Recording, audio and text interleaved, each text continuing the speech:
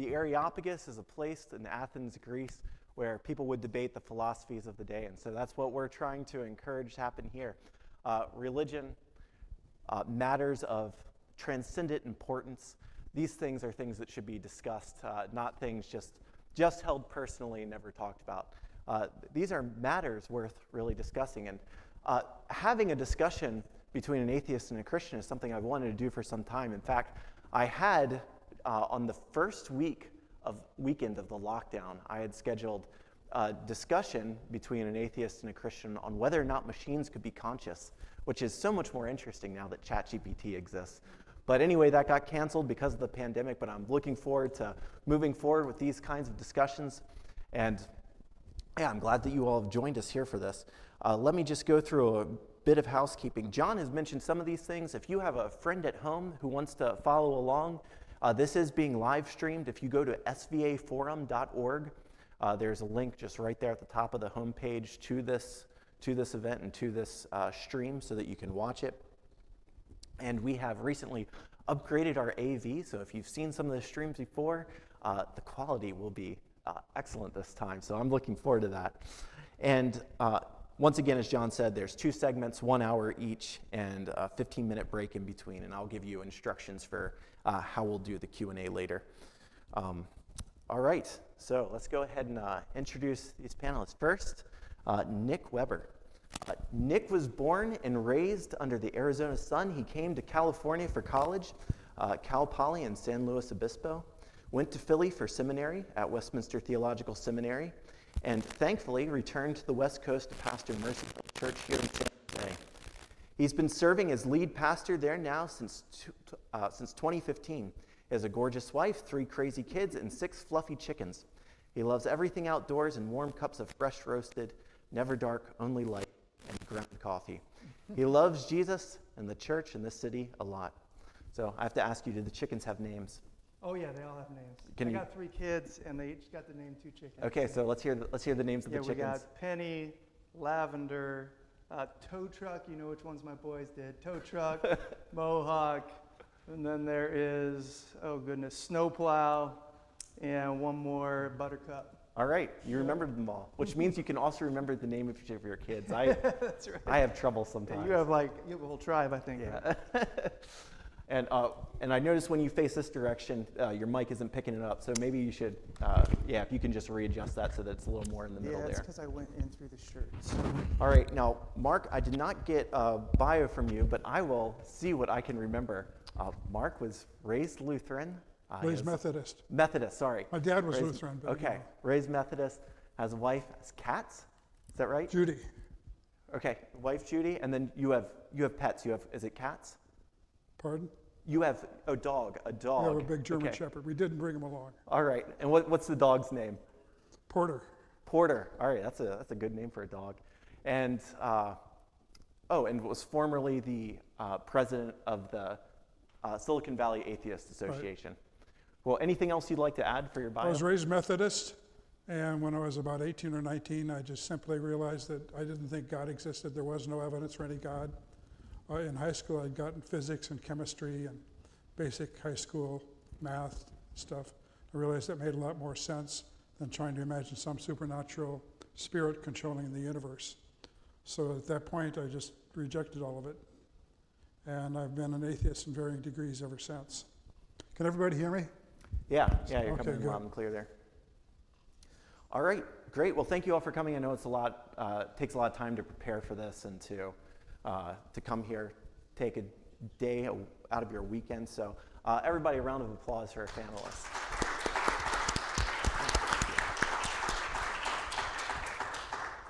All right, well, let's go ahead and begin. So just a simple question. Did Jesus exist? Which side are each of you on here? Yeah, I'm obviously on the side of he did. And not just historically exist as a person, I would say he still exists today and is alive and present even in this room. So, yeah. I don't think there ever was an actually walking, talking, living Jesus. There's no historical evidence to back this. If there had been a Jesus, there would be somebody who wrote about him at the time that we can trace back. No historian of the time wrote about him, and there were many in the area. And Rome was a rather erudite civilization at the time. If Jesus was as famous as the Bible says, somebody would have known about him, but nobody did. But within 40 or 50 years of his apparent death, lots of people were writing about this character that existed several generations back, or at least 2 generations back. And so people would believe them because it was a good story. And we all like good stories. I think there's going to be a lot to discuss there. But before we go into any of that, when you say that Jesus existed or that Jesus didn't exist, is this just a matter of probability where you're saying, it's 90% likely and you're saying it's 10% likely? Or is this a certain thing that you know he certainly didn't exist or that he did exist? Well, all of history is probability. Was there a General Smith under Lincoln? Well, that's a probability thing. You can look it up online. Well, luckily, we have ready access to, the internet for one thing, where you can look up facts. How do we know that anything happened? Reporters reported about it, and news that we see like on the TV or hear on the radio is called the first effort in history. And then after a while, this gets boiled down to what historians will write. What will they write about Trump? I don't know, but it's going to be an interesting point in our history as a nation. A lot depends on if he comes back in 2024, but it's just, I know reporting is just the first draft of history. And when you look at somebody reporting something, you judge them on their apparent character that you judge them on. Do they have any horse in that race? Do they have any conflicts of interest? Would you believe a person who works for the oil industry when he tells you about global warming? Not really, probably, because they have a vested interest in a particular persuasion. So that's our first view, is who wrote about Jesus much later, and what did they say about him, and who were they when they wrote about them? And those we don't know. Nobody knows who wrote the Gospels or who edited them later on. And they have the labels Matthew, Mark, Luke, and John, but nobody knows actually who wrote them or who edited them, because many edits went on over time. And biblical scholars can show you this, that the various Gospels evolved over time. Mark was the first one. Well, maybe we can get more into that in a second. But just answering this question of probability, it sounds like you're saying it is just a matter of probability. Okay, it's a probability. And so you're saying there is some probability that he did exist then. Right.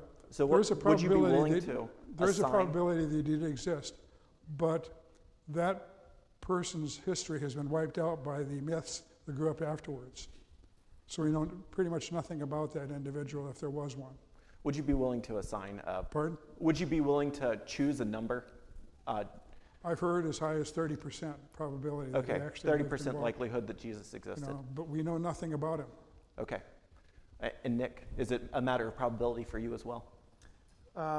Yeah, I mean, I would agree that when it comes to history, and in my view, even essentially anything that you can claim to know with any certainty, I think it is a matter of probability in history, especially as that. So we are only able to deal with the testimony, that we have from the past and assess, like you said. And so for me, it's I would say 95%, probability that Jesus actually existed. Now, that's a little bit different. I'm referring to him as a historical person and actually, assessing, trying to answer the question at hand, which is, did he just simply exist? Obviously, I think when we want to talk about, did he, die for the sins of the world? Did he rise again? That sort of thing.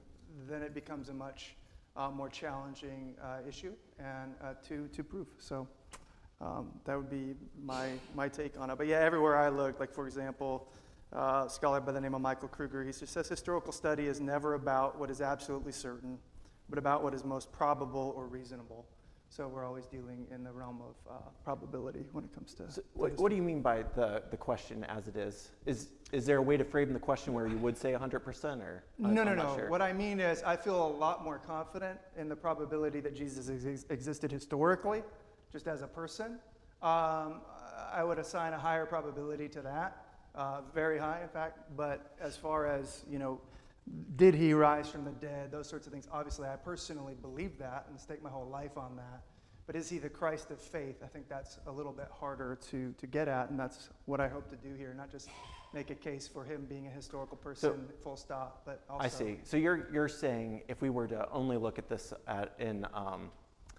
like on empirical grounds, what conclusion will we come to? Is that what you're saying? No, I'm saying the question before us that we're technically discussing is, did Jesus exist? Okay, right? Not did the Christ of faith that I hold to and Christians promote exist. That's a bigger question. Does that make sense? I'm not Was sure. he a I'm not sure I historical totally person? understand the distinction, Oh. but yeah. Okay.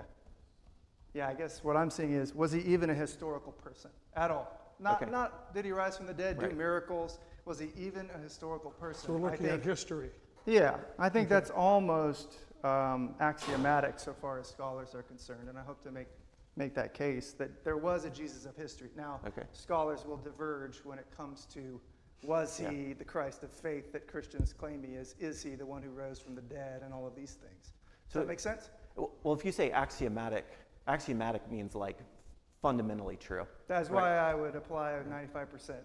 Yeah. Right. So why? Well, 95% doesn't sound like fundamentally true, but Okay. yeah, we can. Okay, Fair we enough. can get more into this.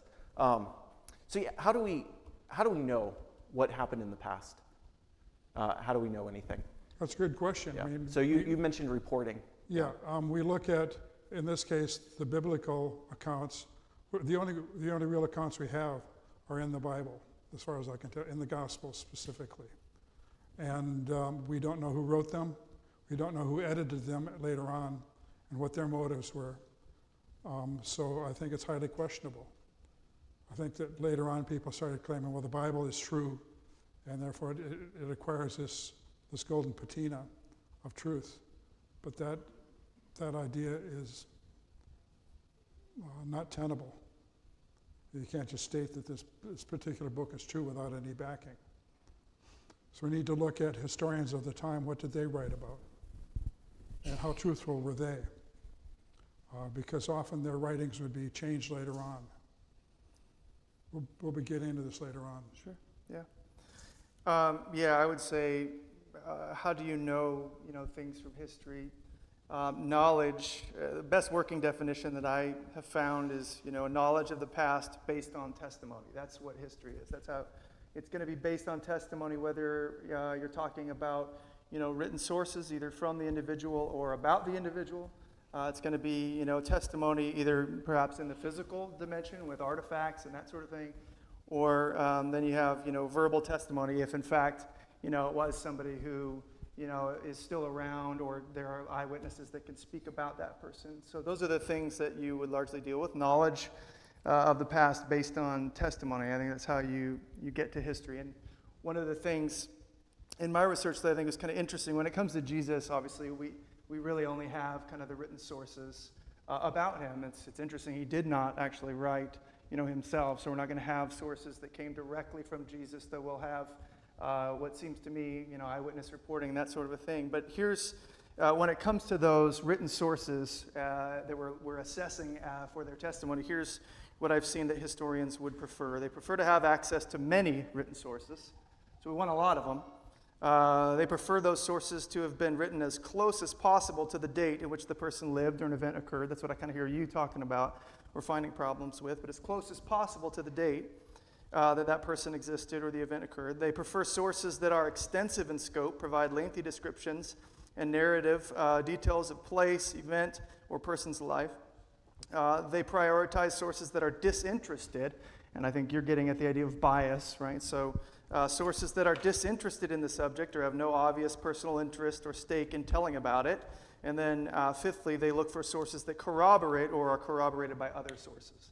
So that's when it comes to these written sources dealing with Jesus, that's what we're going to look at in particular when it comes to assessing the testimony that we have and whether we can trust that or not. And the interesting thing is, I think with Jesus, we actually have all those in significant ways. So, did that make sense? Yeah. Mark, anything to say about that? We'll get into it later, I'm sure. Okay. Well, who has the burden of proof in this discussion? Pardon? Who has the burden of proof in this discussion? I think- a lot of times in these I think the idea discussions that we Jesus do. did exist suffers from the greater, or has the greater burden of proof That Jesus did? that he did exist. I mean, even though popular opinion might say that he did, the burden of proof lies on the idea that he did, that he actually existed and walked the earth.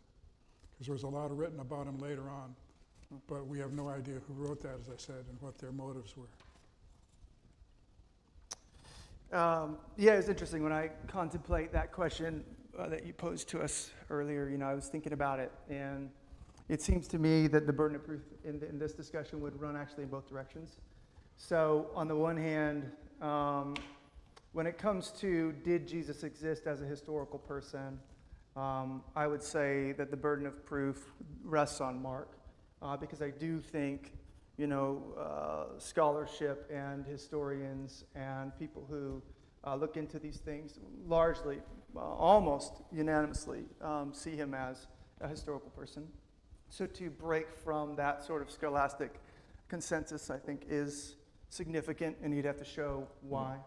When it comes to, and I'm doing that bifurcation again, when it comes to proving was Jesus not just a historical person, but the Son of God that Christians claim he is, now I think the burden of proof would shift towards me, where I would need to. It's a pretty scandalous, surprising claim, and you don't just want to take that lightly. But to the point, I did want to read. I mean, I am not a scholar, so I hope it's okay. I plan to lean in on scholars, and that's why I brought notebook on my lap, is I don't want to just speak in generalities. I want to serve you guys well and give you guys some things to think about, and you, Mark, as well. So here's one scholar I'm going to be quoting often from, by the name of Bart Ehrman. If you are an evangelical Christian, Bart Ehrman is kind of like the equivalent of Voldemort, all right? He's the name that, shall not be named. He used to be an evangelical scholar, is now an atheist. So he's no friend of mine, and yet when it comes to making a case for the historical Jesus, he's my friend all over the place. And when I say, again, historical, did Jesus actually exist? And so I'm going to quote from him often, in particular because I think his biases would run in the opposite direction than mine. He is not a Christian, is not interested in making the case for, the Christ of faith, and yet he says it's undeniable that Jesus, in fact, was a historical person. This? Bart Ehrman, have you heard of him? Yeah, Preeminent. I count him as a friend of mine. Oh, awesome. Right on. So here's what he writes. So maybe you'll appreciate his opinion, if not mine. It has become somewhat common among mythicists, that would be where you are, those that would say that Jesus didn't exist historically but is just a myth, mythicists, to think that the default position on the question of Jesus' existence should be that he did not exist unless someone can demonstrate that he did. Now Bart says, I myself do not think that is true. On the one hand, since every relevant ancient source, as we will see in his book, assumes that there was such a man, and since no scholar who has ever written on it except the handful of mythicists has ever had any serious doubts, surely the burden of proof does not fall on those who take the almost universally accepted position. So maybe he's not your friend anymore, but... So that is a good jumping off point. It seems like the majority opinion is that Jesus existed, even among atheists. So why would you differ on this? I'm sorry, there's a lot of echoes in here. Yeah, it seems like the majority opinion, even among atheists, is that Jesus did exist. Yes, I've run into that. So why would you take a different position? People typically, even atheists, assume that, well, there's a lot written about this guy. He must have actually existed. Now, that has no basis in evidence that I know of. And that's what I'm here to put forth. Okay. Well, so what kind of evidence would you like to see? Or maybe Well, I could ask let's Nick. look at the evidence from Jesus' time, contemporary to Jesus, to the time of Jesus. There were about 20 different authors and historians who wrote, nobody seems to have noticed him. So what do you have to say about that, Nick? What evidence does exist for Jesus' existence? Yeah, I mean, we have, it's true that I think in the first century, maybe as the first century is ending, if we're talking about not the Gospels or not Paul, which I won't go there first, but those are actually certainly reliable sources. I recognize you might find them to be too biased to trust. But as far as extra biblical sources go, and I'm sure you're familiar, so you probably disregard them. But we have the Roman historian Tacitus well regarded. He wrote largely about Christians at the time, not Christ. Well, I mean, either way, that poses a pretty serious problem. Not really. I mean, what about, people believe in Santa Claus right now. Well, no. So here's the difference. If I believe in Santa Claus, I'm not going to die for that belief. But Tacitus, hold on. Yeah. Tacitus is actually writing about the fact that Christians are being persecuted by Nero and that sort of thing. So, in other words, if we're going to say Jesus died 3 or so AD, and maybe Tacitus is writing, 70 years or so later, we're talking about, and he's actually really recording a history that's even earlier, 64 AD, the Great Fire, you're right, in Rome there. So he's talking about Christians and how they were treated 30 years after Jesus died. And so you're telling me that in those 30 years, they not only made up a bunch of stuff, even in the face of eyewitnesses, but they were willing to die for it. Is that? Who believes that the passengers and the pilots on 9/11 had the faith that they would survive that accident? Or I should say the terrorists and the pilots on 9/11. They died for their faith. Was that a true faith? I don't think so. I think Islam is like most religions, or like all religions, is a false religion. Well, there's a difference between dying for what you truly believe and dying for something that you made up, right? What? Or dying for what somebody else made up. Well, that's true. So that's right. If you are, but now we're talking about, 30 years after Jesus. I mean, the Gospels are being written at this point. The eyewitnesses are there. These are not just people.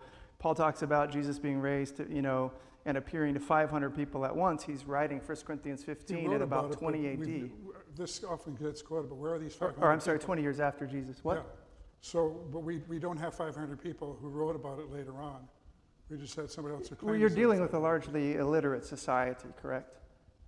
So we're not expecting tons of people to be writing about it. Nevertheless, when a public document like 1 Corinthians is issued 20 years after, maybe 15 to 20 years after Jesus was crucified, you would expect, if it wasn't true that 500, people or whatever saw this, that there would be an outcry, or people would easily be able to say, well, where are these witnesses? Because he even specifically goes out of his way to say, some are still alive, right? Are we getting too off track? Or? No, this is fine. Yeah, keep going. I could claim that I have 500 people who claim that I walked through a fire of inescapable death and came back to life later on. But where would these 500 people be? We don't know. Just claiming that there were 500 people doesn't mean that there actually were. Well, I understand that, but if we looked at the text, you would see what he's doing is essentially identifying the fact that you can test what I am. He's inviting testing, which if you're creating a lie or a myth, to use your word, that's not the sort of thing that you would try I think Paul was a little communicate. Crazy. Okay. I think Paul may have suffered from epilepsy. It's the thorn that he referred to often. Okay, so And epilepsy often has hypergraphia, hypersexuality, and Paul was very interested in writing, very interested in sexuality, and those are common effects of epilepsy. that's a new one. That's So interesting. feel free to pick this back up in a minute, but Yeah. the approach you're taking, Mark, where you're saying there's no evidence, but there is a lot of what people might call evidence that you're discounting as evidence, right?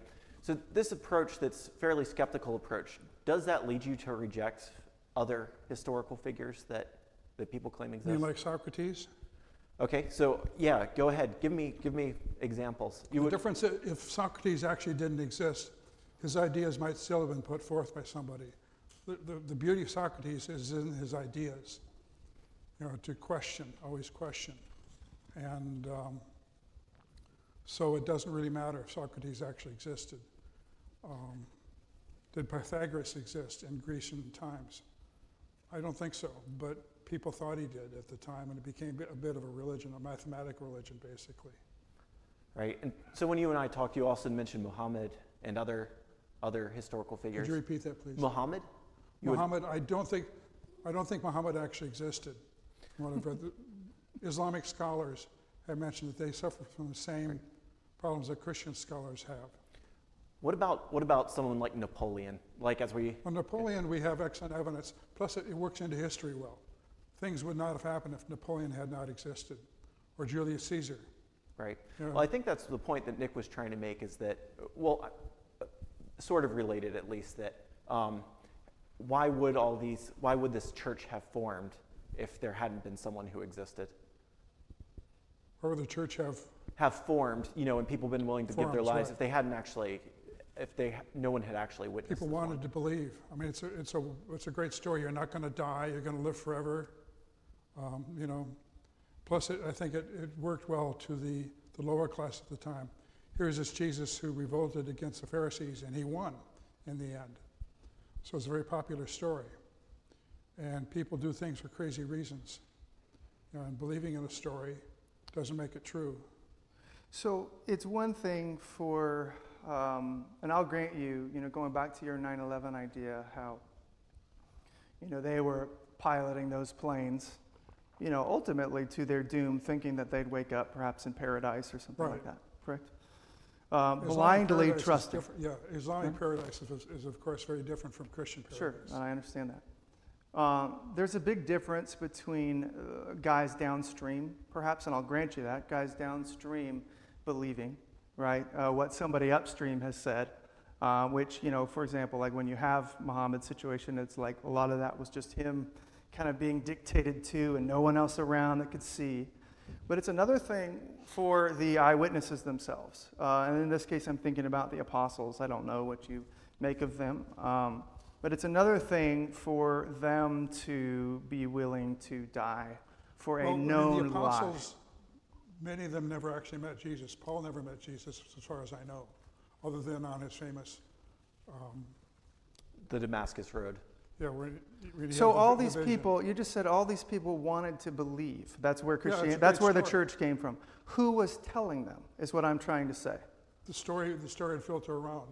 They get, Because, we have Tacitus referring to Roman history 30 years after, where they were from Judea in the beginning, and they'd already made it to Rome, and Nero is, dealing with them at that point, just we 30 had years people later. proselytizing Paul, for instance. Well, and right. The apostles. So my question is, those people who were initially promoting the story, everything we have from, the historians that, granted, are in the 2nd century, whether it's Tacitus or Suetonius, or you have a letter from Pliny the Younger to Trajan, right? They are talking about how, every one of them is talking about how Christians have this, they use the word superstition, which likely refers to the resurrection and their belief even at a very early stage in Christianity's development that they had in the supernatural that their Savior rose. But every one of those guys is recounting how Christians are hated in one way or another, being despised or persecuted. We've already established that people will die for Well, no, my for question beliefs. is the initial promulgators are still in the mix too, and we know it's largely. I mean, you might not. I get that you're a historical skeptic or you have a hermeneutic of suspicion with all of this, but largely tradition says that all these guys, died for the apostles died for their faith, and the question I have is, the initial people. You might not call them apostles, but whoever is promoting it, they're already being hated by the Jews and by the Romans in that early stage. So they're not just deceived at this point, like the guy piloting a plane into the Twin Towers. They are the deceivers, and that's a massive I'm shift. sorry, they are what? They would be the deceivers in your paradigm. But they believe it, is the point. So every single one of those guys had an epileptic fit too? No, just some of the apostles. Did Paul ever actually meet Jesus? And is it, not that I know of. On earth, while Jesus was walking on earth and ministering, I Yeah, don't think that's when so. you meet him. He appeared to him on the Damascus Road, right? That would have been Yeah. something different, and that's why he But says that was he just a appeared vision. to one last of all. Last of all, he It appeared has to all me. the coloring of an epileptic fit. Well, that's Paul. I'm talking about the others who preceded him even. if you And say- I know we can tackle Paul later, but because I don't think there's even remotely, you have an epileptic fit. Yeah, if I could try asking the same question. Who started it? You said the story spread around. Who's initially spreading this story? well, the early apostles, I think, were spreading the story. So Matthew, Like Mark, Luke, John. Paul's the most famous.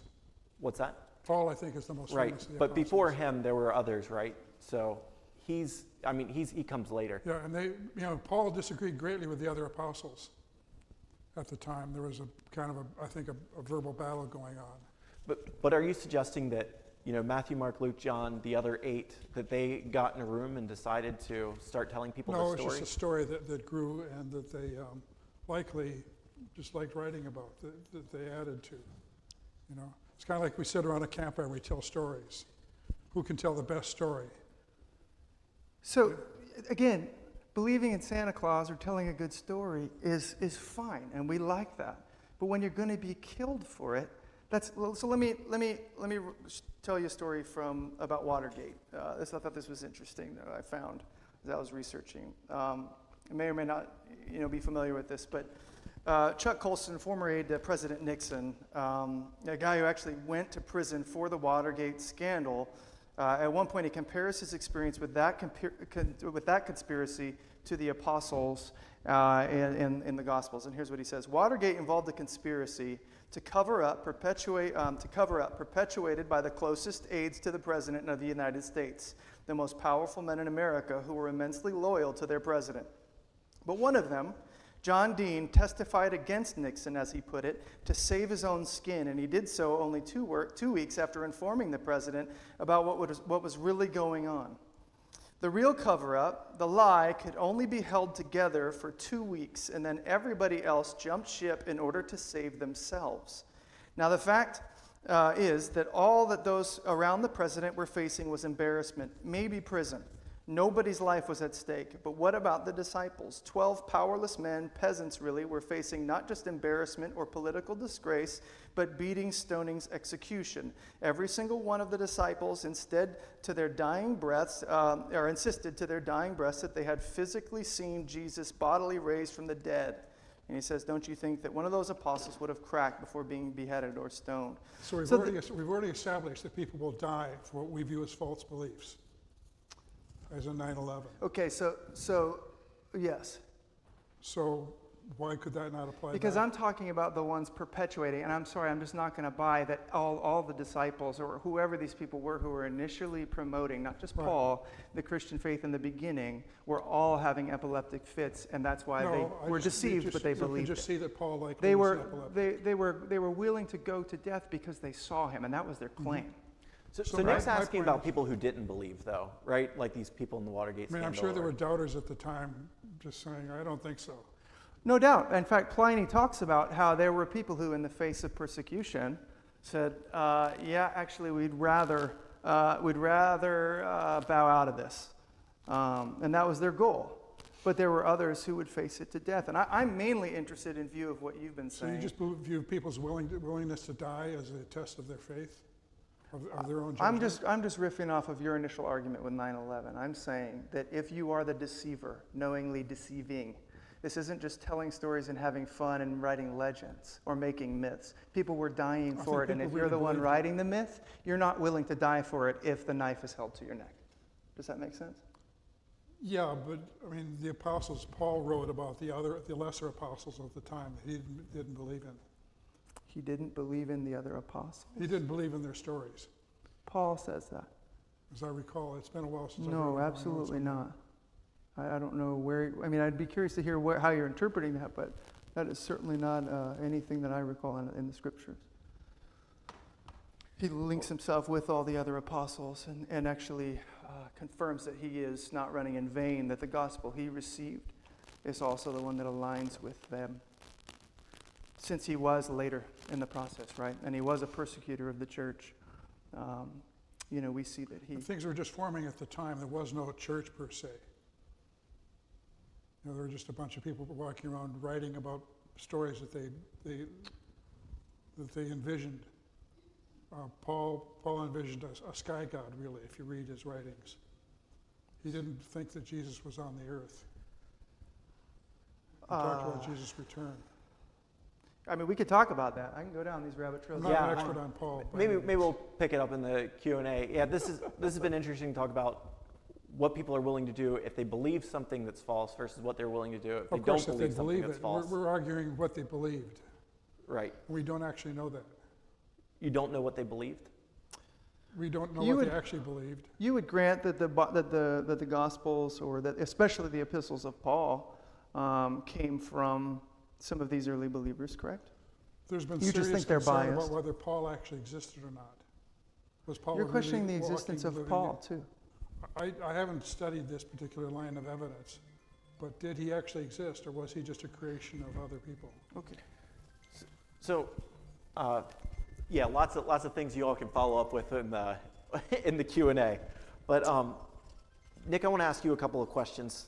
Some people might say that you should be skeptical because you were raised in a Christian culture. You know, I'm assuming you were raised here in the U.S., right? Oh, sure. Roughly Christian culture.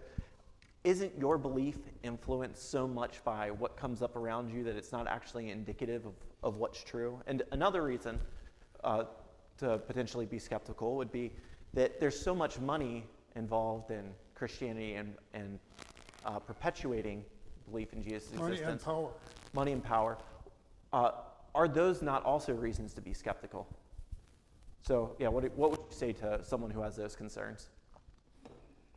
Yeah, I mean, I can speak to myself first personally and why I'm not necessarily skeptical on those bases. But with regard to your cultural moment and context, none of us can escape that, right? So I don't get to decide what air I'm breathing, what water I'm swimming in. So it is a reality. But bottom line is, I do think actually, and maybe this is part of why you landed where you did, Mark.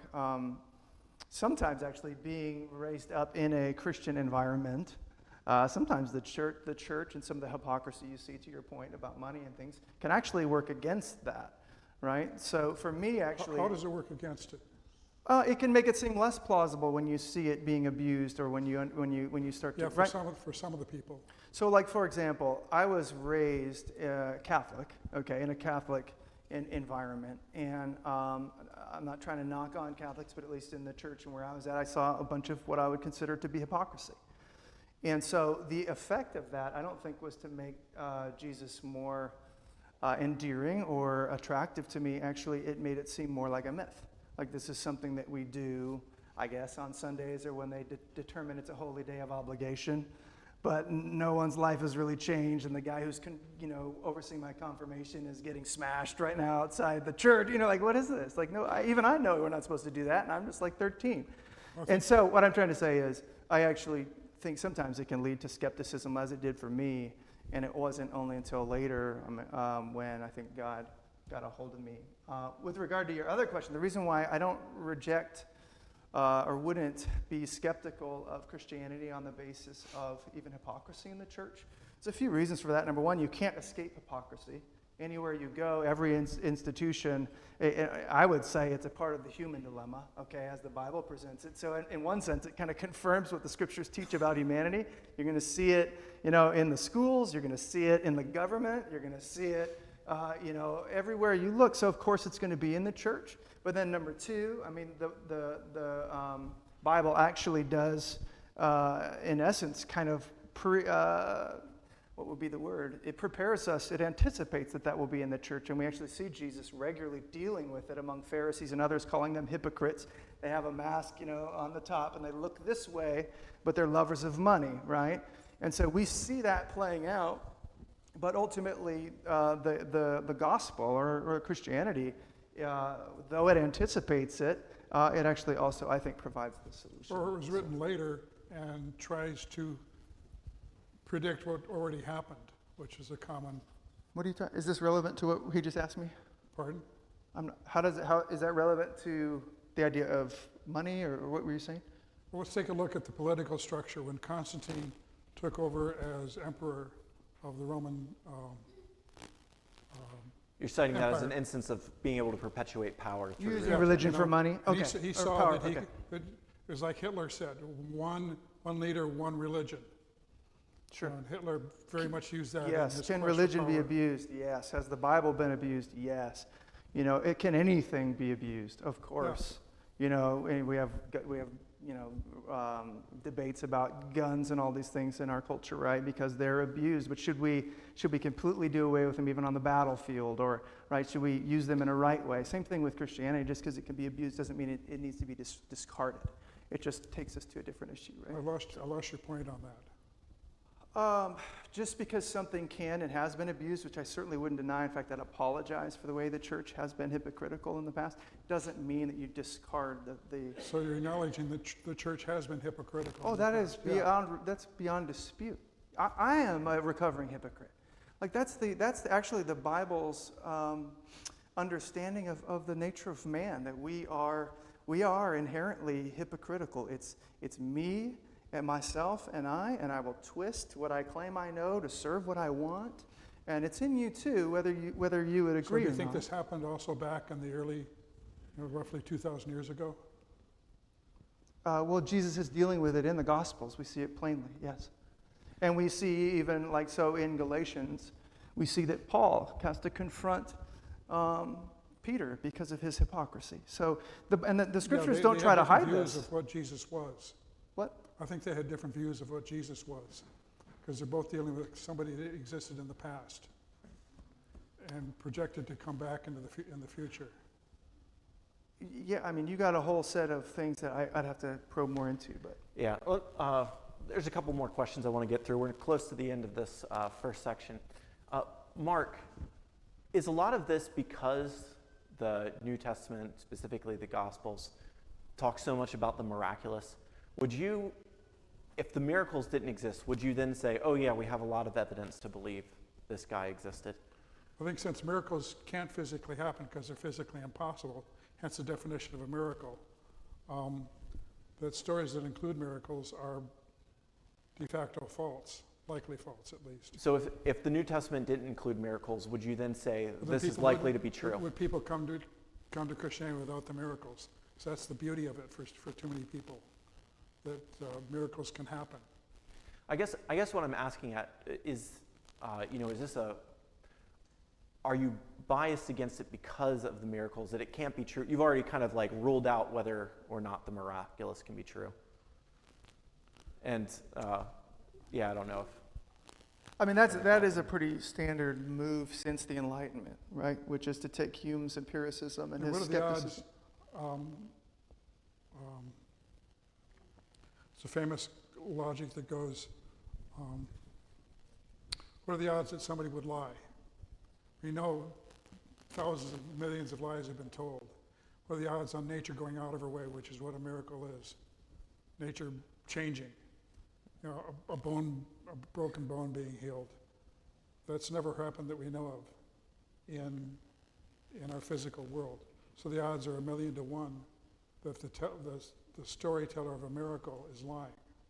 Well, I don't know why you would say, that miracles have never happened. In fact, there's a guy in my church that his brother is a well-known, well-regarded New Testament scholar, Craig Keener, and he's gone around, probably done one of the deepest dives scholastically on miracles, not just in the Bible, as they're claimed there, but also in since antiquity. He has a whole section devoted to it. In fact, I've talked to people who have been healed, and the doctors came to Jesus because they said, I don't understand how that could have been, right? And so, to de facto, from the very outset, denial of that, it is, in my view, a pretty significant faith statement, right? And I'd be curious, on what basis are you making those claims? Miracles, pretty much by definition, are impossible. So it's circular in that sense. Miracles are Yes. impossible. Therefore, if the Bible claims there's miracles, it's a myth, or at least a lie, or at best, Pretty much so, they're mistaken. So at this point, we're distinguishing between a historical Jesus and then Jesus along with everything the Bible says about him. right? So you assigned like a 30% chance that Jesus really did exist, but the Jesus you're talking about wouldn't be the Jesus that performed all the miracles of Scripture. It would be Right. right. You know what happened on the famous feeding of the people with the loaves and the fish? Right. We fed all these people. Was it the people naturally brought food out during the day and just shared? Or was it the food magically appeared? Yeah. So, Nick, I want to give you a chance to explain what you were talking about between the distinction between the Jesus of faith and the Jesus of history, and maybe this kind of gets to it. This is a good transition point for that. Maybe I don't see the connection why this is a good to talk about with miracles. Well, yeah, basically, what does it mean to believe in the Jesus of faith I see. versus the Jesus of history, or however you're making distinctions? I'm not sure with what categories you're operating with exactly. Yeah, no, that's fine. I think what I'd like to say with regard to kind of, you know, what you're claiming here, that miracles are simply impossible, I'd like to make the case that you're actually borrowing from the Christian worldview to say that. And that sounds pretty weird. How am I borrowing from the Christian worldview? Because I think all science, right, all science is looking at, they're looking at the regularity of the universe and dealing That's with what science is based repeatable on. realities, right? Right. So that's how scientists do their work. And they're saying on the basis of those regularities and repeatable realities that therefore, because this hasn't happened, I can't make it happen in a test tube. It doesn't happen. It won't happen in the future.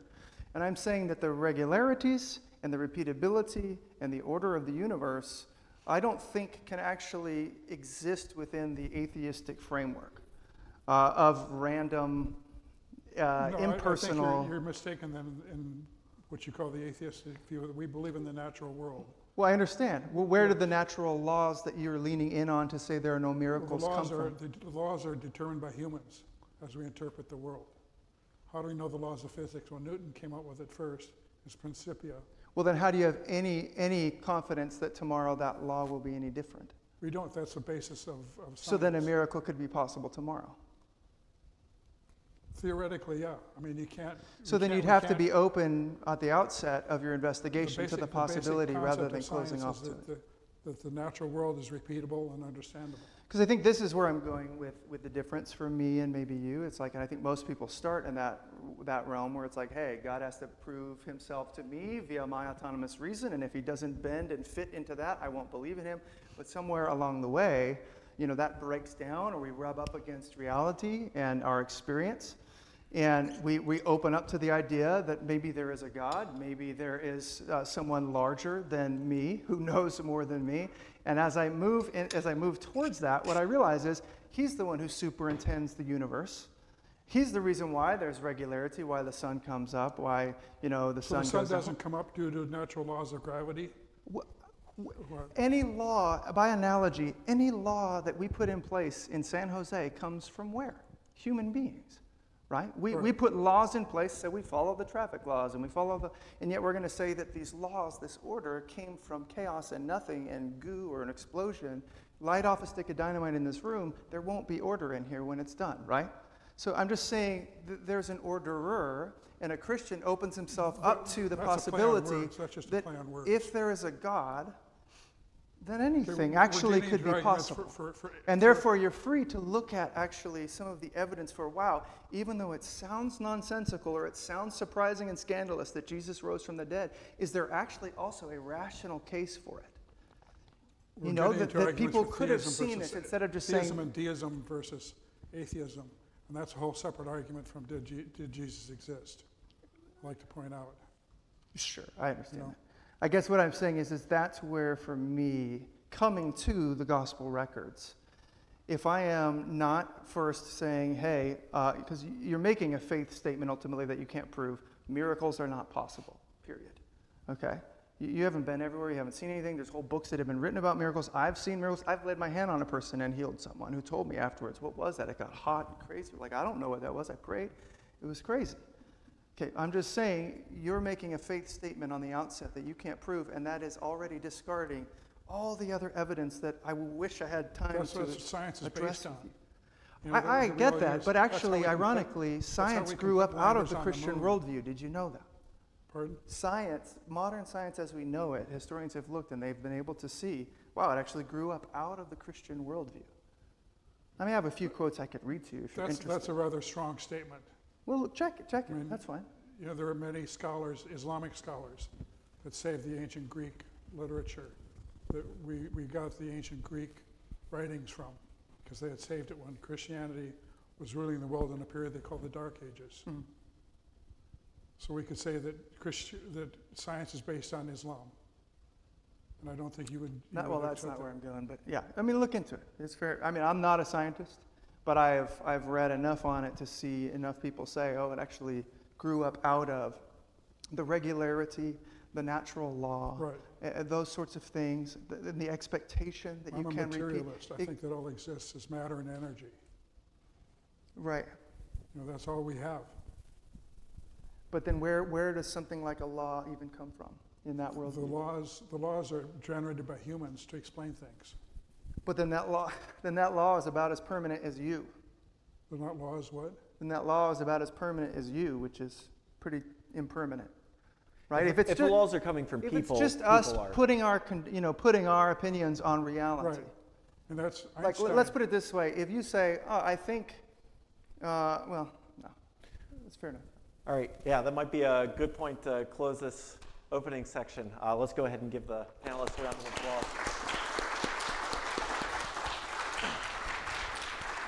I think there's going to be a lot of ground to cover in the Q&A, so we're going to have a couple of people be handing out note cards. Take a note card, write your question on it. If it should be addressed particularly to one of the panelists, put their name on there, whether it be Nick or Mark, and yeah, make them good questions because I'm ready to grill them. And people will also hand out water if you'd like water. You see the space we have here is pretty large in here, but it's pretty limited out in the lobby. So yeah, if you want to stretch your legs, it's best to go out in the courtyard and someone will hand you water if you'd like water. All right, thanks. I'll see you again in 15 minutes, 4:45.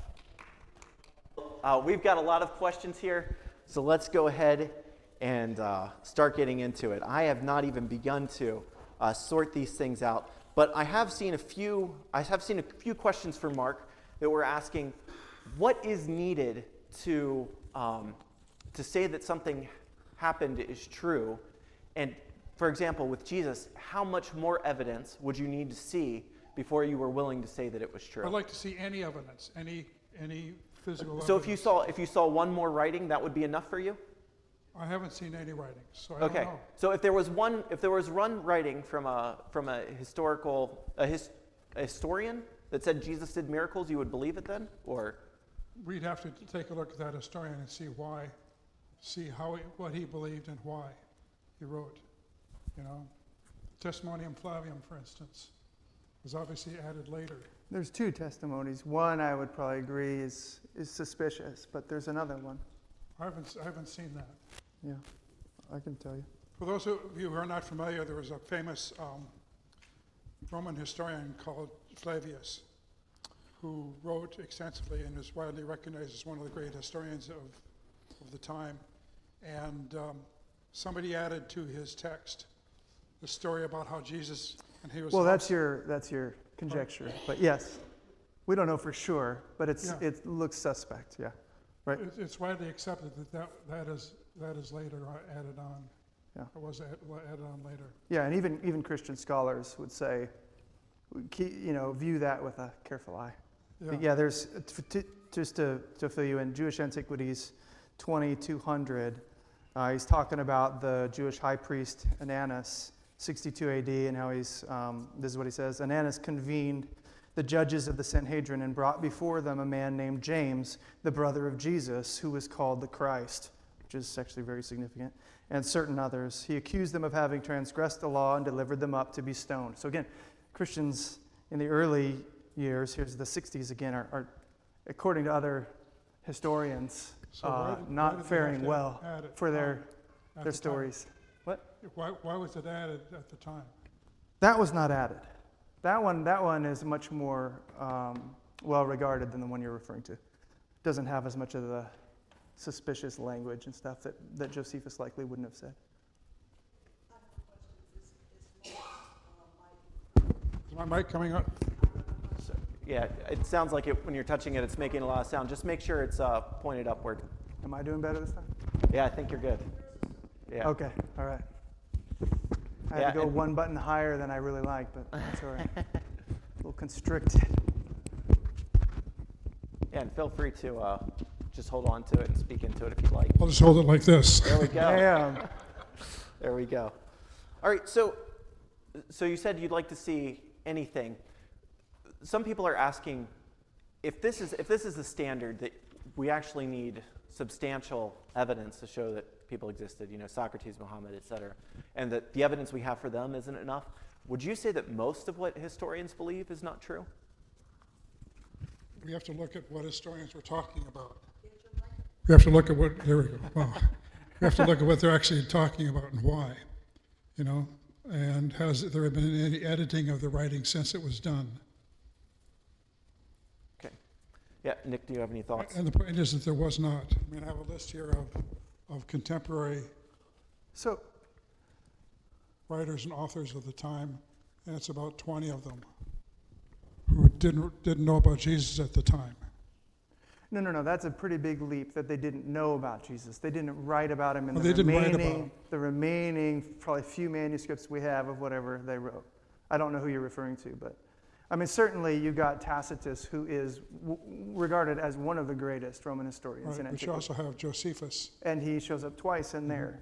One of them is probably elaborated on and embellished, but he's still there, likely.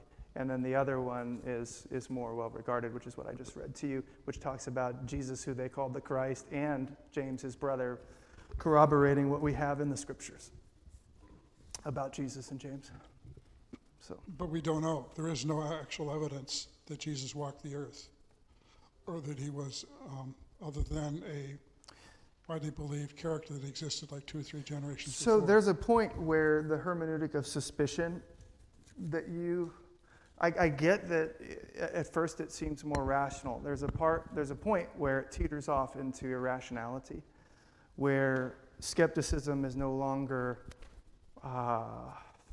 rational. It's more like conspiracy, and that feels like where with the how could we ever show you enough? I would like to read you a quote from my arch nemesis Bart Ehrman, and your friend, because he wrote a book called "Did Jesus Exist?" Of course, yeah.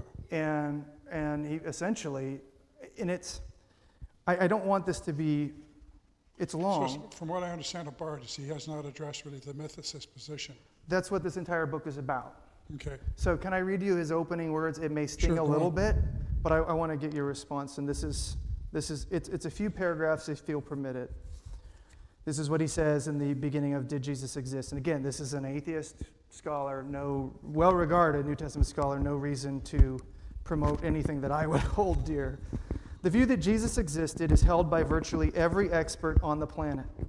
That in itself is not proof, of course. Expert opinion is at the end of the day still opinion. But why would you not want to know what experts have to say? When you make a dental appointment, do you want your dentist to be an expert or not? If you build a house, do you want a professional architect or your next door neighbor to draw up the plans? One might be tempted to say that in the case of the historical Jesus, it is different, since after all, we are just talking about history and experts have no more access to the past than anyone else. But he says that, however, is simply not true. Serious historians of the early Christian movement, all of them, have spent many years preparing to be experts in their field. Just to read the ancient sources requires expertise in a range of ancient languages: Greek, Hebrew, Latin, and often Aramaic, Syriac, and Coptic. Can you read any of those? I'm curious. I can do a little bit of Greek and Hebrew, but nothing near proficient as you would need to be able to investigate Josephus or other things. Right. Now, he says that's just for starters. Expertise requires years of patiently examining ancient texts and a thorough grounding in the history and culture of Greek and Roman antiquity. The religions of the ancient Mediterranean world, both pagan and Jewish, knowledge of the history of the Christian church and the development of its social life and theology, and, well, lots of other things. It is striking that virtually everyone who has spent all the years needed to attain these qualifications is convinced that Jesus of Nazareth was a real historical figure. Again, this is not a piece of evidence, but if nothing else, it should give one pause. Now, here's where it might sting a little bit. Still, as is clear from the avalanche of sometimes outraged postings on all the relevant internet sites, there is simply no way to convince conspiracy theorists that the evidence for their position is too thin to be convincing, and that the evidence for a traditional view is thoroughly persuasive. Anyone who chooses to believe something contrary to evidence that an overwhelming majority of people find overwhelmingly convincing, whether it involves the fact of the Holocaust, the landing on the moon, the assassination of presidents, or even a presidential place of birth, will not be convinced, simply will not be. And so, he says, and I'm almost done, with this book, I do not expect to convince anyone in that boat. What I do hope is to convince genuine seekers, which I hope is maybe you, Mark, who really want to know how we know that Jesus did exist, as virtually every scholar of antiquity, of biblical studies, of classics, and of Christian origins in this country, and in fact in the Western world, agrees. You want me to stop? There's a lot of questions here. Go. We can Okay. wrap it up. I at least wanted to get that out there because my hope is to at least prop open the door, if not for you, Mark, then at least for others that hold to that. This is a guy who is no friend of mine, okay? He does not believe in Jesus that Christians hold to, but he says you can't, in other words, I don't know if there will ever be a piece of evidence that will convince you. There's a sort of a priori decision, it seems like. Okay, so at least we're honest about that. All right, so I've got these cards sorted now, and there were a few more questions asking the same thing. So I just want to ask this question one more time.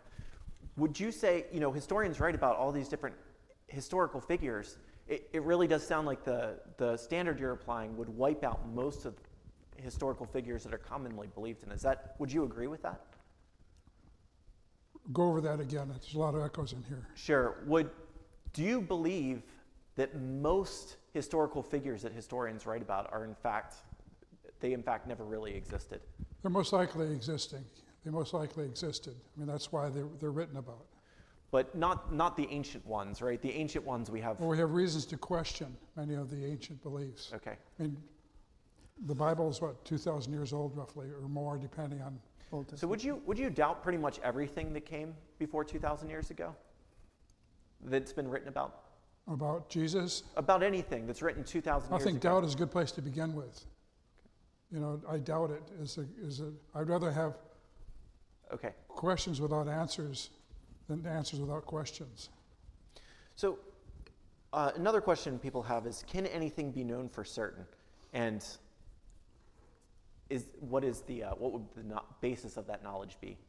Well, that's a mathematical question of probabilities. How certain are you on any belief structure? And I don't know. We have to question each of our beliefs.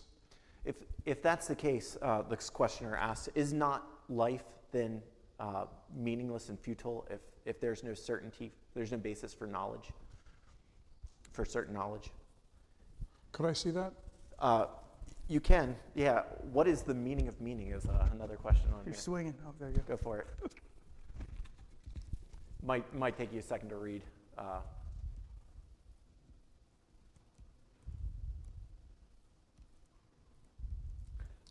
Ultimately, life and existence are meaningless.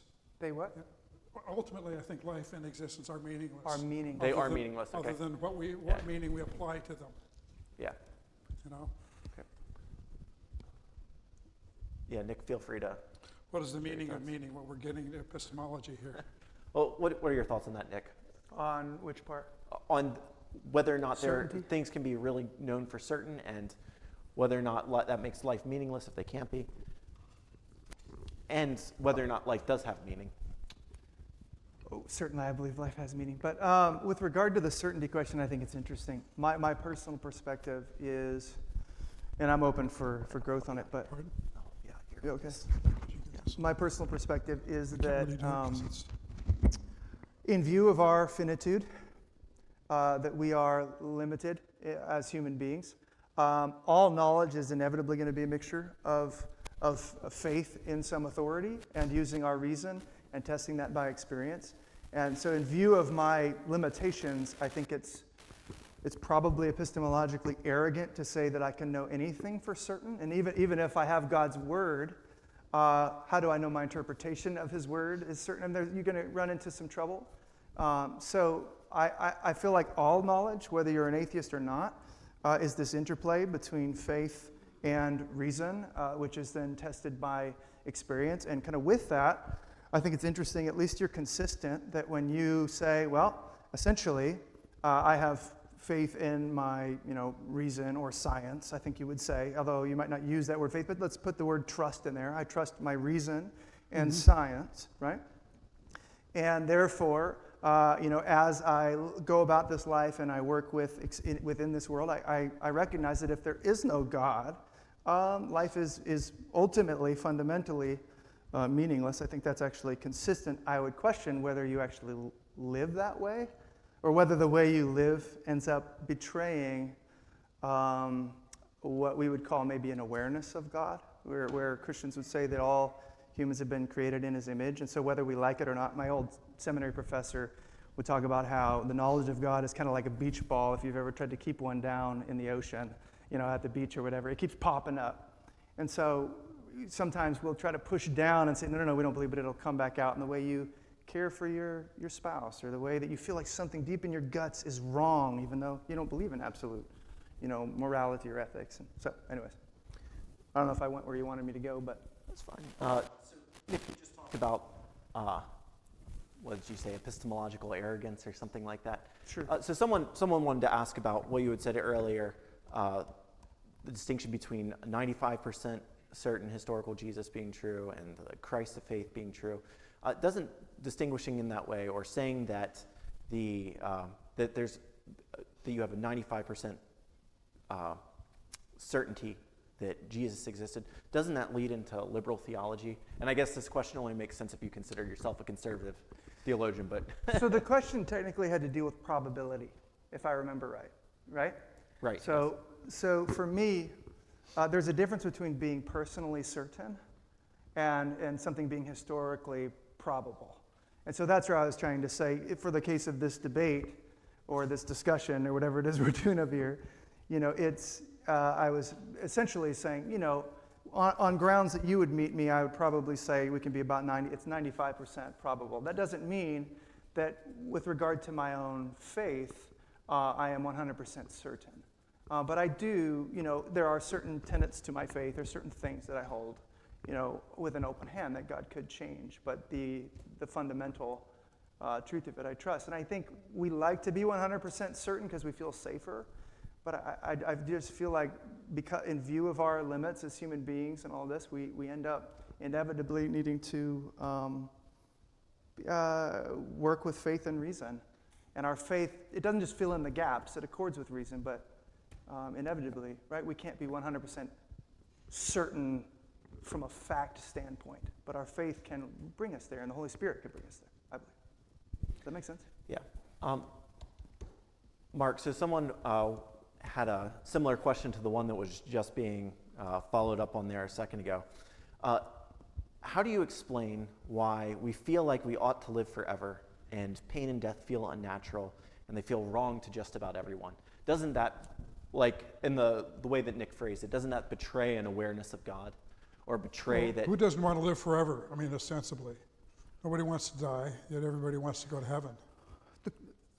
The question is why, right? I think that's the question is in an atheistic worldview, to be consistent, why is that even the case? Human nature, Where did human nature come from? It's a part of us as humans. We evolved it. You look to many things in nature. So if death is, would you say death is natural? Pardon? Would you say death is natural? Yeah. So why do you long for something that is natural to not be? Because I'm human. Because we're all human. Because it's human nature? You could argue that, yeah. So it's human nature to long for something that's not natural. You can look to Darwinism, Interesting. to Darwin, for the ideas behind much of why we are the way we are. Why does sex feel good? Because it procreates our species. So, just to follow up on that a little, it sounds like you're saying, though, the idea of pain and suffering being unnatural, the idea that immortality is something to be desired, the fact that we want those things, it sounds like you're saying that evolution has led us to kind of grasp onto what is false in a way. Would that be a fair way of saying it? Because Evolution has led us to what? to grasp onto what is false, that life is meaningful, for example, right? Is that We something want that, it to be meaning. We ascribe meaning to it because that's what we want. yeah, do you believe that we've evolved to believe something false because it is somehow good We've for us? evolved with certain emotions and thoughts that are formed by our society around us. This goes all the way back to the Greeks, their idea of gods and other cultures.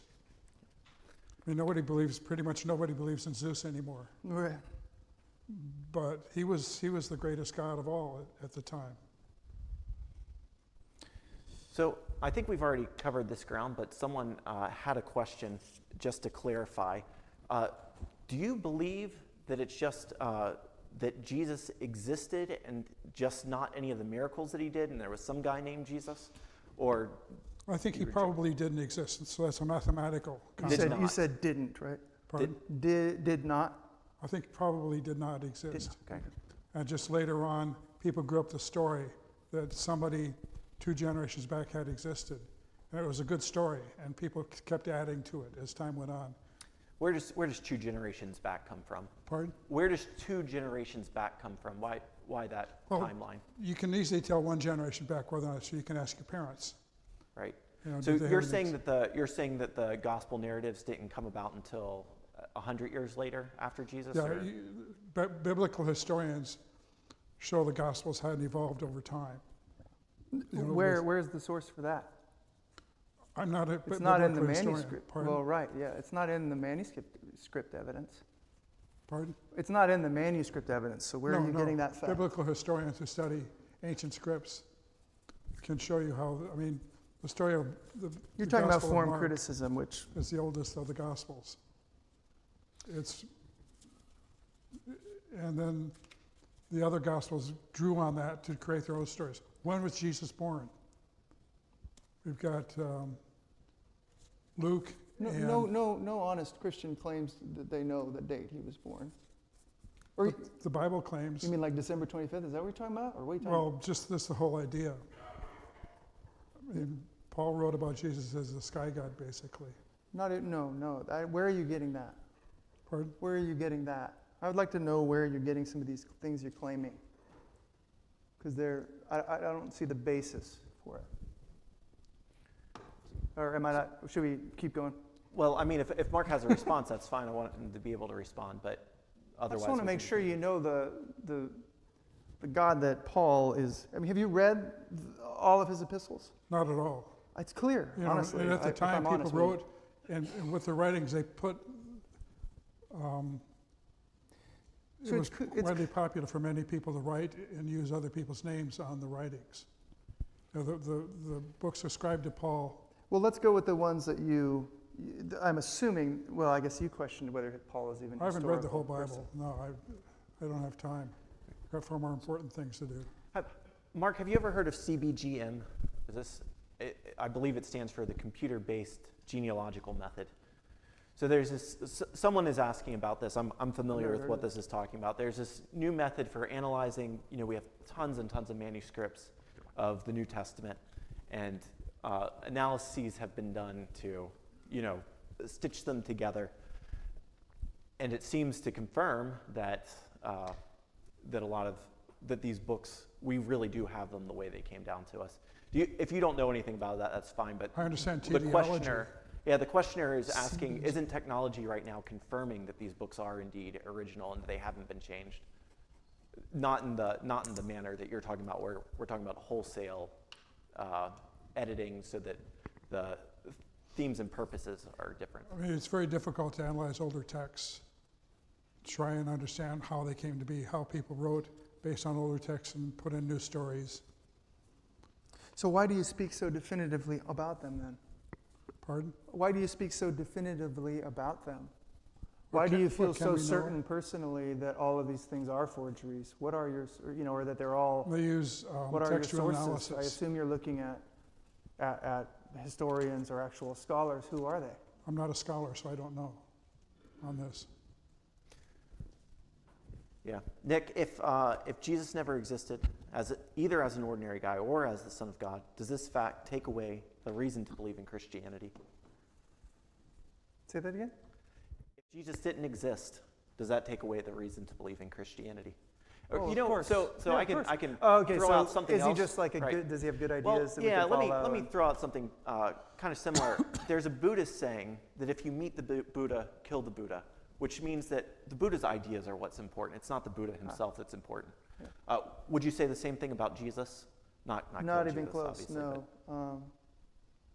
I mean, whoever asked the question is setting me up for 1 Corinthians 15, which is awesome. I mean, it basically just says, if Jesus didn't actually live, die, rise in particular, then Paul says, my faith is in vain. We're all in our sins, and I'm the biggest fool around. So he would agree with you only if the resurrection didn't actually happen. If the resurrection happened, he'd say, well, then my life makes sense. And the your way I'm faith living. is in vain. So But why if it would didn't happen, so in other words, to answer the question, the core of the Christian faith is the atonement and the gospel and the work of Jesus on my behalf through the cross and redemption there, not his moral teaching. That because I think the Bible teaches quite plainly, men in their fallen human nature cannot get their way back to God. They're Why not do you going to say be able human to live. nature is fallen?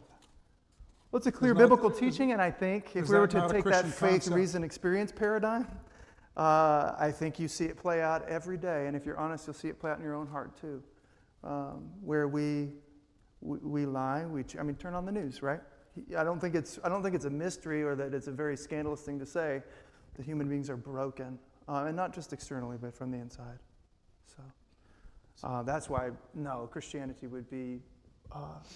It would just be depressing and beating down on you if all it were his moral teachings. You need his atonement and the Holy Spirit. Another question for Nick. A couple of historical sources have been mentioned. You mentioned Tacitus, I think. Are there any others that you could list out for people that would, contemporary historians that speak about Jesus to corroborate his existence alongside the Gospels? Yeah. There's a long list. I only highlighted 4, and I have it all written here just in case it went there. But there's obviously Tacitus. Then there is Suetonius, which he was another Roman historian who wrote about Jesus. Talks about the superstition as well. Then you have Pliny the Younger is a really interesting letter, and Trajan, I think the emperor, whoever it was, wrote back to him as well. These letters are very interesting about their exchange with early Christians, and there's a little statement in there that goes back to potentially first century worship, and they're talking about how they would worship Christ as a god, so which from their understanding was just a god, but we understand it's the God, and so it's very interesting. First century, that core belief is already there, and then So it's a you core have belief in Josephus a as God. well. So. Because it gave people a sense of how the world worked around them. They didn't understand why things happened. But remember, in the context of them talking about these things, these are Christians being killed. So that's a key piece to the puzzle. Is why would the early Christians, not the second generations who are potentially being deceived, like you would say, the terrorists or whatever are, but why would the initial crew be going down for that? Because we have it early that they believed in these things. Yeah, we have a few questions here that follow up on that thought of people dying for their beliefs. So, Mark, one of the questions is it ever valid for people to die for their beliefs? Like, for example, people who died in the civil rights struggle. What do you struggle. think? Is that ever valid? Like, is it ever a good thing for people to die for their beliefs? Astronauts who died on the Challenger mission, did they die for their belief that science was ultimate and they were going to further our science? We could argue whether or not it was. They didn't choose to die, certainly. The pilots on those planes in 9/11, did they die for their faith? Yeah, I think they did. Okay, so this questioner is asking if it's true that some beliefs are worth dying for. Doesn't that indicate that some people dying for false beliefs doesn't mean that all beliefs that people die for are false? They all believe what? Let me just read it straight here. If so, if some people validly die for their beliefs, isn't it true that some beliefs are worth dying for In other words, some people dying for false beliefs doesn't mean all beliefs that people die for are false. Someone dying for a belief, that doesn't make it false, right? I don't think dying for a belief has Okay. any sort of strong attribute to be ionized. Right. And now, a second ago, you were talking about someone willingly giving up their life versus being killed unwillingly. Someone asked about Islamic martyrs, right? So you had mentioned this earlier. So they actively are killing themselves for their faith versus Christian martyrs that would be unwillingly dying, right? Willingly dying, but not committing suicide. Do you see a distinction between I those don't see two? why dying adds any credence to anybody's belief structures. Other than we're saying, well, that guy was willing to die for his beliefs. Well, and we're ascribing certain belief structures to him or her. Yeah. And Nick, do you have anything to say about that distinction? I would agree that now, speaking in the present moment, it's level playing field, because we're not the ones who saw the risen Christ. The apostles were commissioned as witnesses, is what the scriptures talk about, eyewitnesses. And they say it regularly in their documents. We've seen this with our eyes. So nowadays, the field is level, meaning if you did or didn't die for this or that, people die for all sorts of beliefs I might say are false too, right? Like, for example, those, terrorists or whatever. The bigger question for me comes back to the first generation. Or let's say if Muhammad, the one who was claiming that behind closed doors or whatever, he got all this, revelation. If Muhammad existed. Well, okay. If You don't he's know. willing to die, then that's a different category for me. I would highly doubt it. Usually we like to get things for ourselves, and when it's proven, when it comes, push comes to shove and we realize we're not going to get what we were after, we give up the lie. And so I think that's what makes the first generation apostles who are claiming they saw the risen Jesus. It didn't happen behind closed doors. People believed at the time that it was true. Yes, and they believed that they saw Jesus rise. There's no real plausible argument for the start of the church apart from they at least believed they saw the risen Jesus. In fact, any We historian have no will say that. historians who wrote about this at all from the time of Jesus. No, that's not true. I mean, that's ultimately a lot of these documents, and that's essentially what the Gospels are too. You just reject them up front because you claim they're biased, but you're equally as biased as you approach the subject. So you have to at least grant that. And no one can be thoroughly objective. Yeah. So they were biased because they thought they saw, right? Not necessarily because they're just telling fun stories and dying for it. Mark, have you read Richard Bauckham's Jesus and the Eyewitnesses? Are you familiar with that Dawkins book? what? Richard Bauckham, he has a book called Jesus and the Eyewitnesses. Have you No. read this book? Nick, have you? I've referenced it, yes. In fact, Okay. I got quotes in here So- from it, but yeah.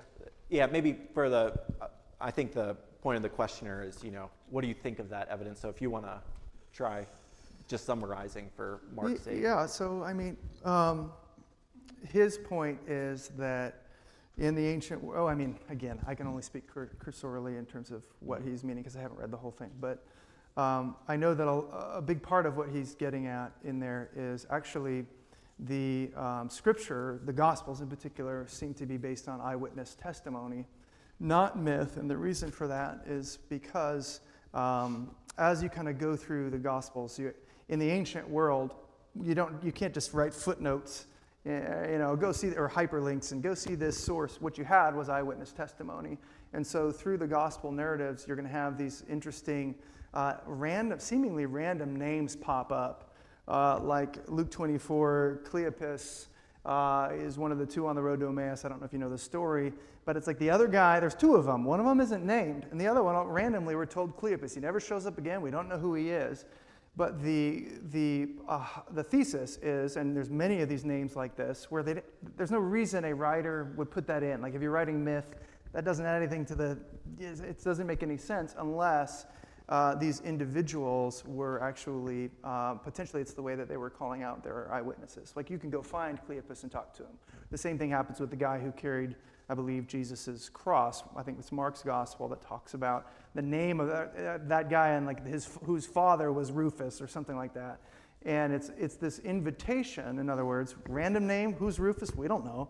But it's this invitation to go and talk to him. and verify the stories we're telling. In other words, it's your way in the ancient world of footnoting. Do you have any The thoughts on Gospels why? don't even agree on Jesus' ancestry. That's not news to us that Matthew and Luke's genealogies are different. That's nothing new. The question is why, and it's there's some decent answers as to why. Certainly, plausible reasons as to why. If you'd like to talk about it, we can. But. Mark, do you have any thoughts on that, though? Why the Bible would mention names that are I have no nowhere else? idea. Why did the authors put it in? Okay. You have to ask them, and we can't. So the same questioner wants to know, who's your favorite philosopher and ethicist? Nice. I want to In know that what? too. Do you have a favorite philosopher or a favorite ethicist? Socrates was pretty good. The ancient Greeks put a lot of thought into thought and thinking about things, and Socrates was good at that. In fact, speaking of dying for your faith, Socrates died. Do you believe that? Yeah, I thought you said he was one of the ones According who to the didn't stories, exist. he died. He was forced to drink hemlock because the powers that be didn't like him because he was corrupting the youth at the time from their perspective. But you don't believe he existed, right? That's what you said earlier. I'm sorry, what? But you don't believe that he existed. That's what you said earlier, I think right? he probably existed. Oh, So he probably gets a did. probably? Socrates? Oh, okay. I thought you said probably didn't earlier. We don't know for sure. All right. Why does he get a probably? And Jesus gets a probably not. Is it the miracles? I think there's more evidence for Socrates. It makes more sense in view of the different writers who wrote about him at the time. I wish I had that information, but I'm pretty certain there's not going to be more manuscripts from Socrates than we got of the scriptures. I know that for sure. But The it's physical probably- descriptions, he was stout and was like a soldier. He was strongly built. We have no physical descriptions of Jesus that I know of. So, We can move on here, I guess. Nick, are these two questions effectively the same, or are they different? Did Jesus exist? Excuse me, having trouble speaking here. Did Jesus exist, and did he rise from the dead? Are those two different questions, or pretty much the same question? As far as, the importance to answer, I suppose. Oh. Okay, so in the beginning I distinguished, because our discussion is technically on, was he just simply a person of history? But obviously, from the standpoint of the Christian faith, the two have to come together. That's similar to the previous question about the resurrection, where, we don't believe in that Jesus was just kind of, it's important that he actually was manifested in the flesh, because he comes ultimately to die in man's place. And so, a sinner's death, even though he was sinless. So, his historical existence is a presupposition and a necessity for what Christians would then go on to claim. Nick, another question for you. With so many options out there, why is your religion the correct one, and how are you not biased? Say that again. Let me think about There's thousands of religion out there. Christianity is just one of them. So how is that not biased to affirm this one over all the others? Yeah, I think it comes down to the Bible. It comes down to the historicity of the faith and then the claims. So why do you claim the Bible is true? So you're claiming the Bible is truth? It has truth in it? Oh, for sure. And that's going to be, and there's a number of ways you could come at that, but one of the ways is as you look at even the resurrection of Jesus and you open up to that possibility from even a historical standpoint, you start to realize, okay, if that's plausible, if Jesus actually existed and did this, what was his view of Scripture? And he holds to it. What did he actually teach? Because if you open up yourself to the potential for a supernatural worldview, that God exists, then some of those pieces that used to hold you back, you can look at with fresh eyes. And I think that's where you see his teachings. And he specifically talks about one way, one in truth, one life. You see the necessity of the atonement that no other religion has. Most other religions are just moralism, where it's, hey, get better. And Jesus, at the center of Christianity, is a cross, where our Savior dies in our place and makes it possible for us to come back before a holy God. Those are some of the pieces. And I think again, it makes the most sense. The Christian worldview makes the most sense of the facts of history and the experience of life. So those are some of the... For your experience of life. Well, I mean, I'd put that as the last piece to the puzzle, because I don't base my understanding of objective reality on my experience alone. But I would say that, yes, the Christian worldview makes the most sense. So if you had been raised in a Muslim culture, what would you be arguing? What is your outsider test for faith? I mean, obviously, I can't know, Yeah, but there but are plenty of I'm asking Muslims you coming to project. faith in Jesus. What's that? I'm asking you to project into other Worldviews. Gosh. I mean, well, if your view is God is Allah, then it can be a pretty ruthless space. I know that it's largely, again, picking yourself up and trying to be a better person and do the things that He's asking you to do every day. Whereas Christianity sets grace and the gospel at the center, and that's why people are willing to die for it.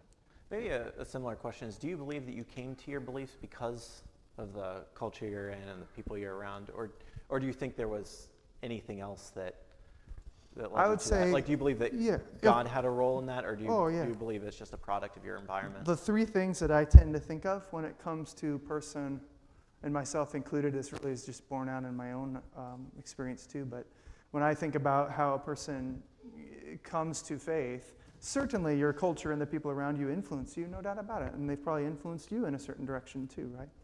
But so for me, there's three aspects to it. One is the intellectual. So Christianity needs to be at least plausible, and you can see, okay, no, this isn't just a god in the fairy god in the sky or whatever it was you said. This actually has some bearing on reality, and we can even find it in history and things. It's not just made up stuff.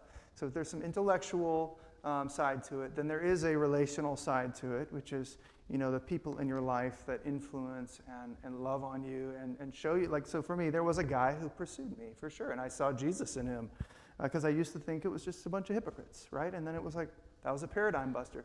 But then the third piece, to get to your point, is this idea that I just call the providential aspect.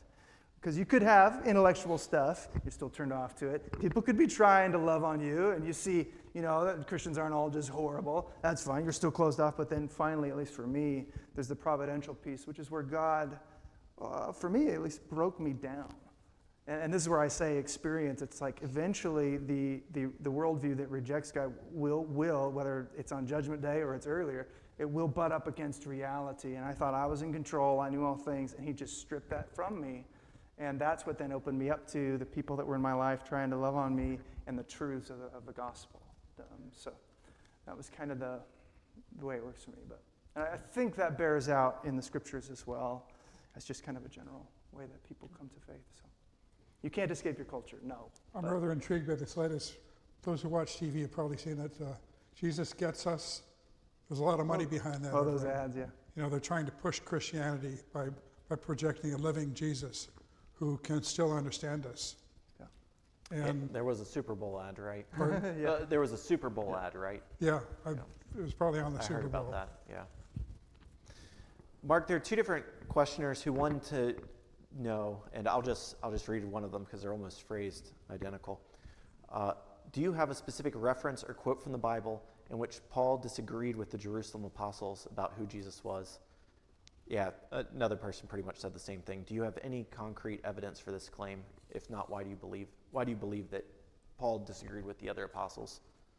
Well, as I recall, Paul talks about the other apostles in a dismissive sort of way. I can't quote line or verse from the Bible for that. It's just a memory that I have reading him. And I'm going on other people's works, so that I can't remember that exactly. But certainly there was, I think, a battle going on between the apostles as far as whose ideas would be projected, and they were each trying to top each other, as far as getting followers and affecting the view of the world.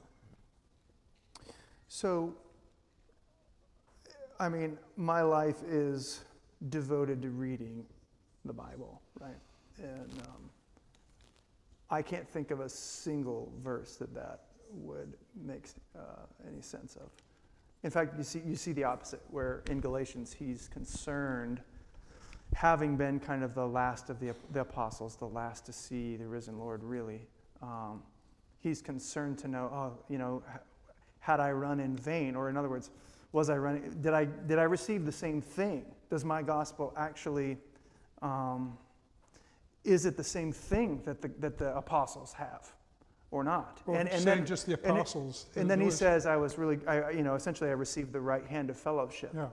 And they didn't add anything to me, meaning we have the same gospel. There's only one. You're right that there, like Acts 15, other places, there are, and the Bible is not hiding from this, there's confusion at certain points.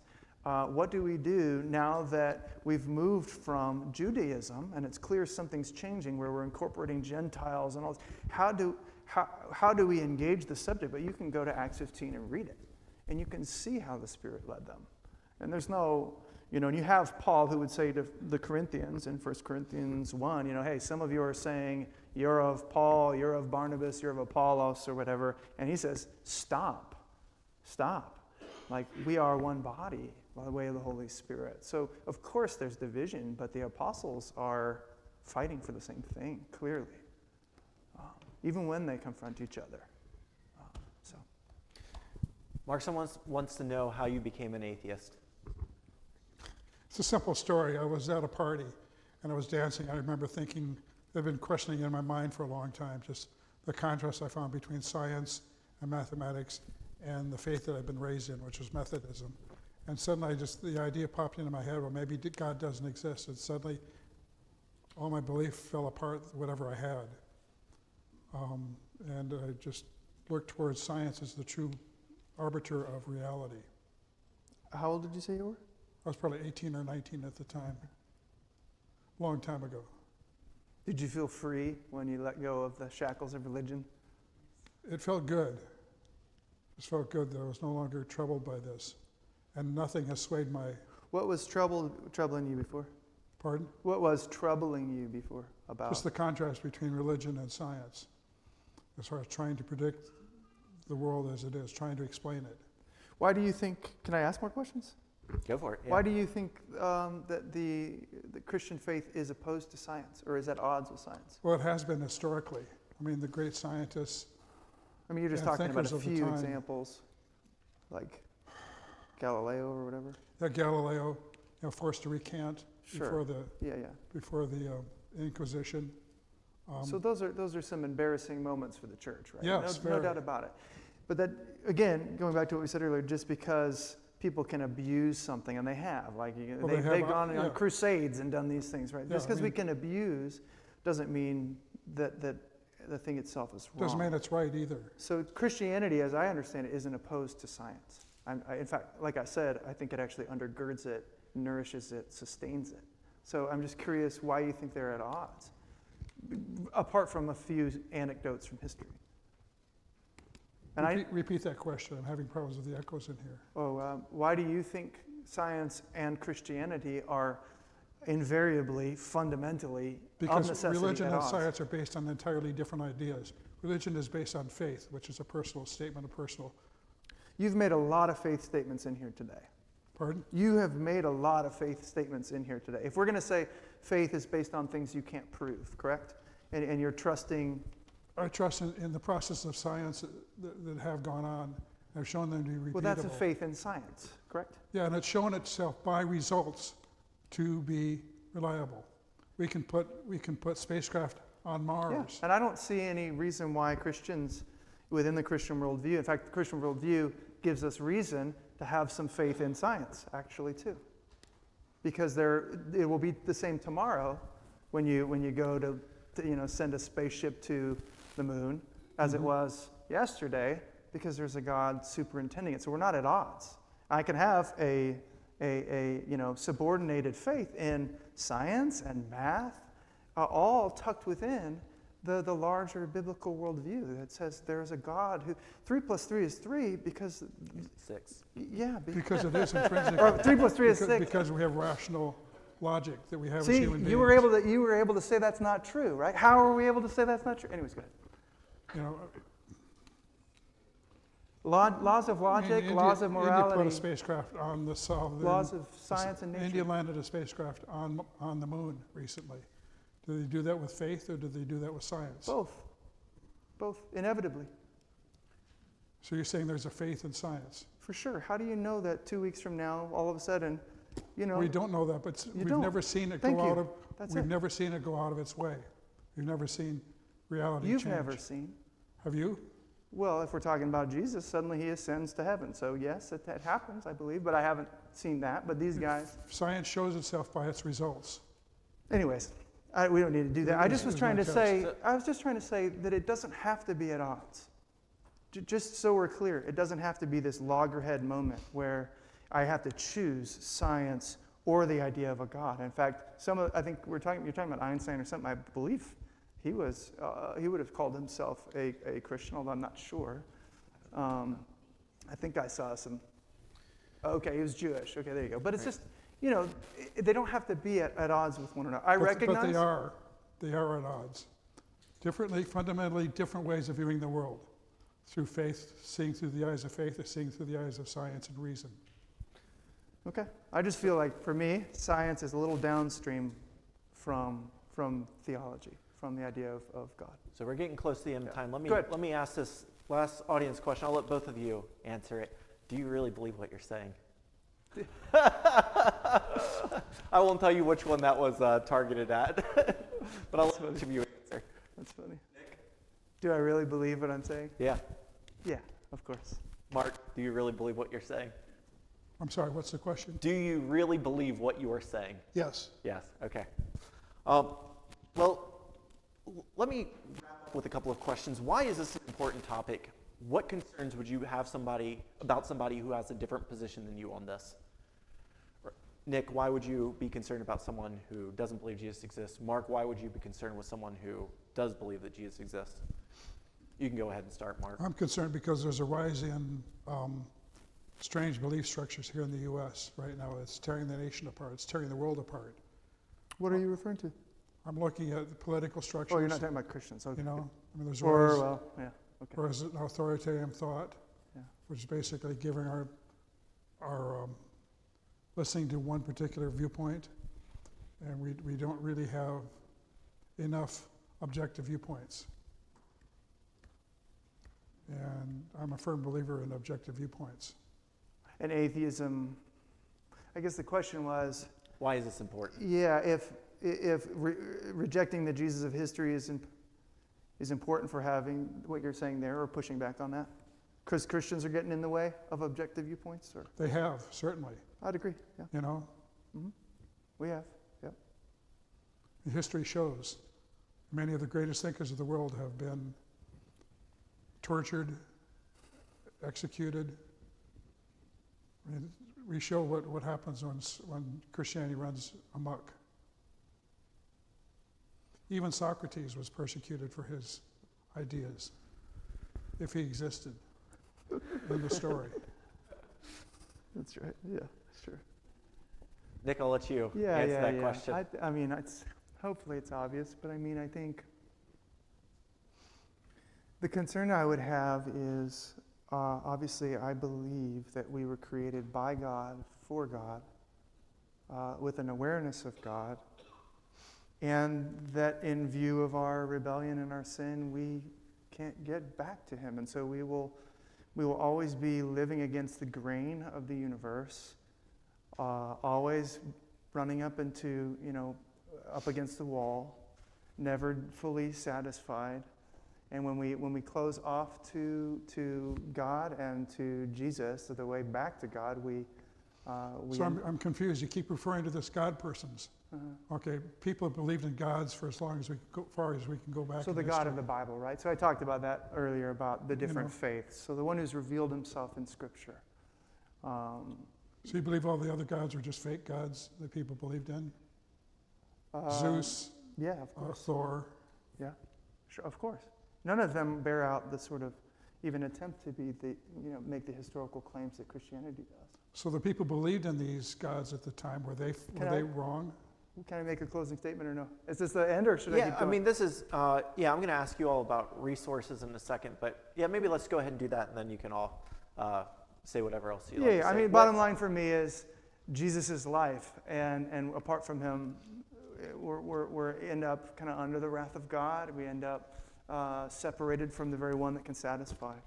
And so to be closed off concerns me because I actually think that all the things you value flow from the God that I believe in. And ultimately, as we reject and push and say, no, we will end up cut off from those things.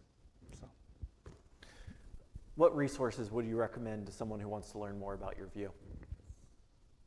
What's your question? What resources would you recommend to someone who wants to I learn brought more along about some. whether or not Jesus existed? This is probably one of the better books on it. It's called Faith, a History, where Ann Hext goes over Doubt, a History. oh, okay, I was going to say, I didn't see faith on the cover. They put the little label over this. I couldn't read it right off the top. And she just goes over her viewpoints on doubt because people have been doubting forever. And I don't think it has enough traction in our society that doubt has existed forever. People go, I don't know. People have doubted it. Interesting. As far I see. as Jesus goes, Nick, do you have anything to recommend for your position? Yeah, I mean, I'd be happy to talk to people more after, but some of the more popular level books that make a case for Jesus. Well, I mean, certainly for you, I'd recommend it since you may appreciate Bart Ehrman's, scholarship. Check out his "Did Jesus Exist?" I wouldn't recommend that to everyone. excuse me, I'll be right back. Oh, you gonna go check it out, or where are you going? No, I just need to go to the bathroom. Oh, okay. Okay. Well, this is the end. We've just got a minute here. We've just. I'm having problems following this discussion because there's a lot of echo between. Okay, yeah, I'm sorry. We've just got 1 minute. In fact, we can wrap this up right now. If you all Yeah, I'll have give. anything else you want to say. Mere Christianity, Reasons for God by Tim I Keller. actually endorsed Mere Christianity. I read that and it's full of nonsense. C.S. Lewis? Oh, it's amazing. Unbelievable. I mean, I'm not surprised you don't like it, but I like it. I think he makes great points. Reasons for God by Tim Keller is an interesting one. Basic Christianity by John Stott. Those would be some of the ones on my list. All right. I'll be okay. right back. I just need to. This is the end. Thank you all. Round of applause. Feel free. Yeah, I'll just make a few announcements. Thank you. Yeah, dinner outside at 6. Reminder, if you're able to hang around, that's a real valuable part of what this is. There's going to be questions on the table for you to be able to interact with each other and talk about things. Don't forget to leave your email if you'd like to be on our mailing list. And I hope to see you Saturday, October 28th, for our Christian-Muslim dialogue. And enjoy the hamburgers. All right, see you all.